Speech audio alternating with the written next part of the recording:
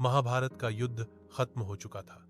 कुरुक्षेत्र का मैदान खून, आंसू और चीखों की यादों से भरा हुआ था।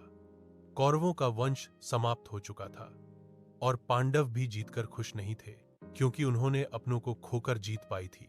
इसी युद्ध के बाद एक ऐसा श्राप दिया गया जो आज भी लोगों को सच लगता है। यह श्राप था अश्वत्थामा का श्राप। अश्वत्थामा द्रोणाचार्य का पुत्र, एक महान योद्धा था। लेकिन जब उसे पता चला कि उसके पिता को छल से मारा गया है, तो उसका दिल बदले की आग में जल उठा। क्रोध में अंधा होकर उसने रात में पांडवों के शिविर में घुसकर उनके सोते हुए पुत्रों को मार डाला।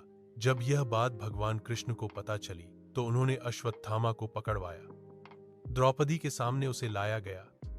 द्रौपदी चाहती तो उसे तुरंत मरवा सकती थी, क्योंकि उसने उसके बेटों को छीन लिया था। लेकिन द्रौपदी का दिल बड़ा था। उसने कहा, मैं किसी और मां को अपने जैसा दुख नहीं देना चाहती। फिर भी उसके पाप इतने बड़े थे कि उसे सजा मिलनी ही थी। तब भगवान कृष्ण ने अश्वत्थामा को श्राप दिया, तू हजारों साल तक इस धरती पर भटकेगा, तेरे घाव कभी नहीं भरेंगे, तू अमर रहेगा, लेकिन शांति तुझे कभी नहीं मिलेगी। कहते हैं उस दिन से अश्वत्थामा धरती पर भटक रहा है। भारत के कई पुराने गांवों और जंगलों में आज भी लोग दावा करते हैं कि उन्होंने एक अजीब आदमी को देखा है, जिसके माथे पर गहरा घाव है, जो किसी से बात नहीं करता और अचानक गायब हो जाता है। मध्य प्रदेश के कुछ मंदिरों में तो ये भी कहा जाता है कि सुबह सुबह शिवलिंग पर ताजा फूल और जल चढ़ा मिलता है, जबकि रात में मंदिर बंद रहता है। लोग मानते हैं कि ये काम अश्वत्थामा करता है, जो आज भी भगवान शिव से अपने पापों की माफी मांग रहा है।